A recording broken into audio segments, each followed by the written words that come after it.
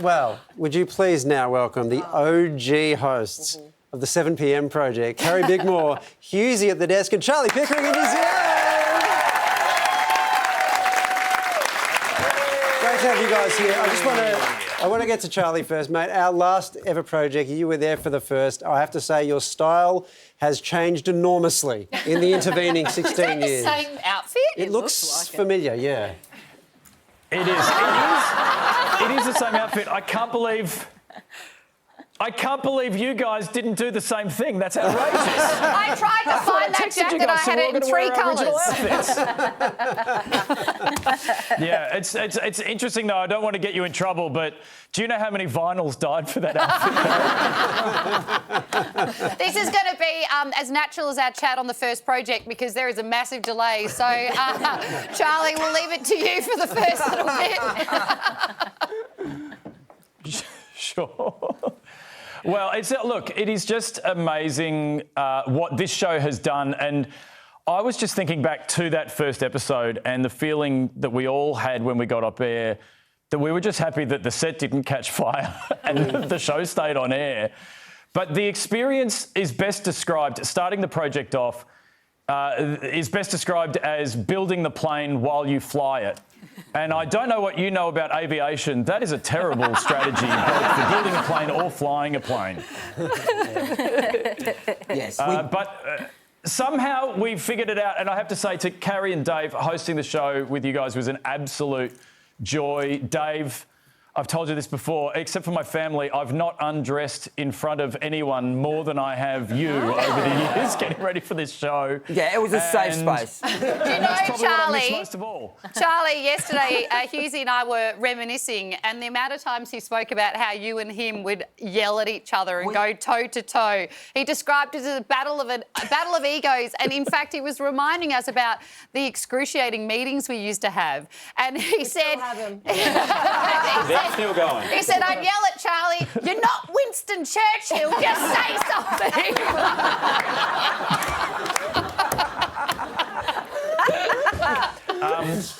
And that was one of the more factually correct things Dave has ever said. So We're not starting again. Hughesy, you were worried you'd ended your career. Well, this show came off the back. It was 2009. Early July, so it's almost 16-year anniversary, and we came off the back of MasterChef, which was the first explosion of MasterChef where it rated through the roof. So we had to take that spot. No pressure. So it was rating 2 million a night, and we're like, oh God, they're going to come for 2 million. Sorry, I've heard rumours about those kind of numbers. Jesus. Oh, where's that water? I need to cool myself down again. But our first episode rated really well at 1.3, I think. And then what happened after that? Well, that was the high point of the show. But it's been an incredible ride the whole time. So I was only there for the first 4 and almost 5 years. So I left and then Charlie left and then you started winning Logies. I was hosting a Logies, handing Logies to Carrie. She won gold. Then I gave you one, Waleed. But then it went downhill again because we didn't have them. But no, it's been an amazing ride. Everyone involved, just huge. Yeah, absolutely.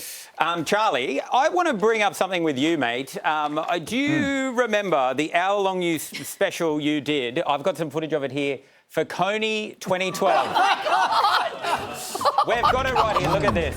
Tonight, with millions of views in just 2 days, Coney 2012 has become a global social media phenomenon. Tonight, the entire must-see documentary, commercial-free. This is a special edition of The Project. Hello and welcome to this special edition of The Project, taking a close-up look at the social media sensation that is the controversial film Coney 2012.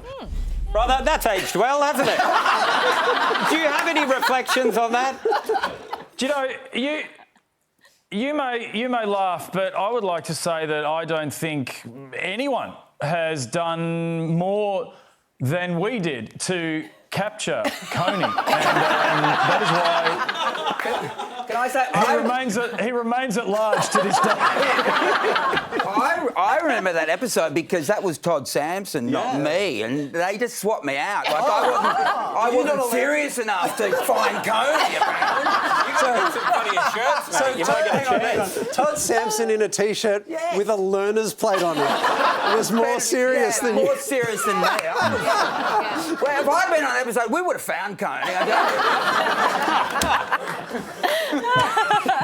Look, you didn't actually find Coney in the end, but you did find Brad Pitt, and there's some wonderful stories as well, and so much for us to be reflecting on. Do you remember we had to take all of our shoes off? Yeah. We went on this super yacht to interview Brad Pitt, and we were all told to go on barefoot, and then he gets to stroll on with his shoes on, and we realised we were told it was boat policy, and we were like, no, it's just project people policy. Brad Pitt gets to wear his shoes, and then you flirted with him. I tried to. Yeah. I shook his hand. We know Eric Banner, obviously a local Melbourne boy, and he'd done the movie Troy with him. So I was so nervous. I shook his hand and said, "Hi, Brad. I know Eric Banner." He looked at me quite strangely. I mean, and that is flirting, I'm pretty sure. I don't... Would you give it up for the OG gang, Charlie, Carrie and Hughesy?